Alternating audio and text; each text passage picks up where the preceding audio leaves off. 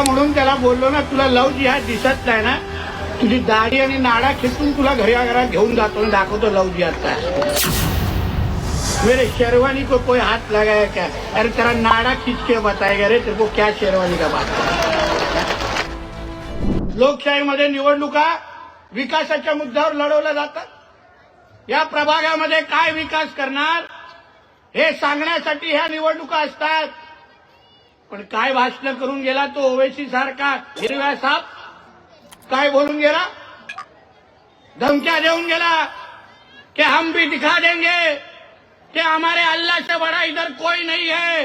हे धमक्या देऊन तुम्हा लोकांना गेलेला आहे, वातावरण निर्मिती केलंय कि तुम लोग कुछ भी करो।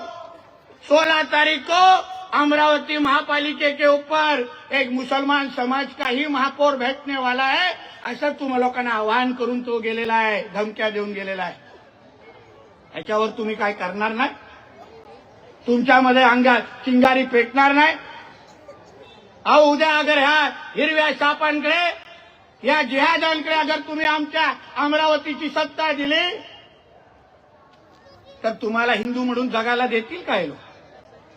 तुम्ही मोकळ्या पद्धतीने आपली सणासुदी साजरा करू शकाल? दिवाळी, होळी, नवरात्र हे जेवढे आपले हिंदू सण आहेत त्या तुम्ही साजरा करू शकाल?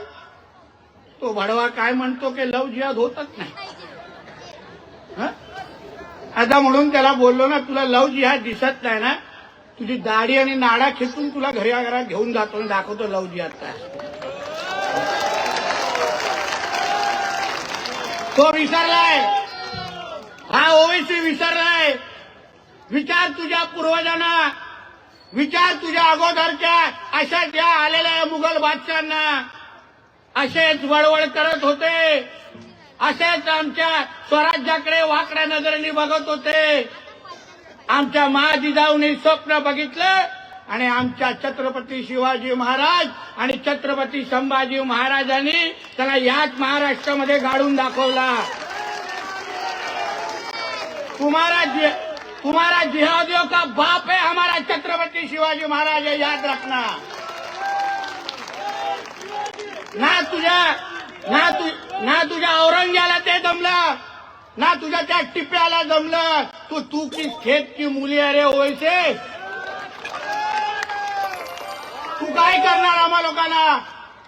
मोठा बोलतो क्या हमारे मेरे शेरवानी को कोई हाथ लगाया क्या? अरे तेरा नाडा खींच के बताएगा रे तेरे को क्या शेरवानी का बात।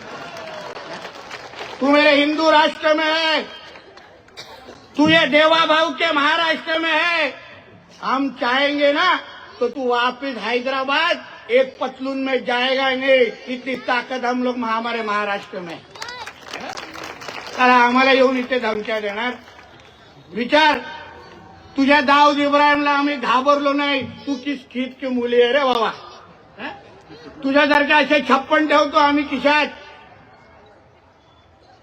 म्हणून इथे येऊन लव जिहाद या सगळ्याची भाषा करायची नाही।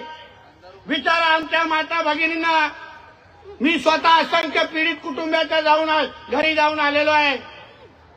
जेव्हा आमच्या हिंदू बहिणीला लव जिहादच्या नावाने हे हिरवे साप हे जिहादी फसवतात। पहिल्या लग्ना अगोदर स्वतःचं नाव आशिष सांगणार आणि लग्नाच्या नंतर झाला तो अब्दुल निघणार। बडवा खरं नाव पण सांगून लग्न नाही करत आणि नुसतं मग नंतर नाव बदलणार नाही, तिला धर्मांतर करायला जबरदस्ती करणार, तिला जबरदस्ती हिजाब घालायला लावणार, तिला सांगणार ये देवी देवता का फोटो तुम्हारा निकाल दो, आज से तुमको ये सब नहीं करना है, तुमको सिर्फ एक अल्लाह को ही मानना है, असं सांगून तिला तिचं आयुष्य खराब करणार। ती बिचारी काय करणार? किती कुटुंबाकडे घेऊन जाऊ त्याला? नालायक बोलतो का? काहीच नाही।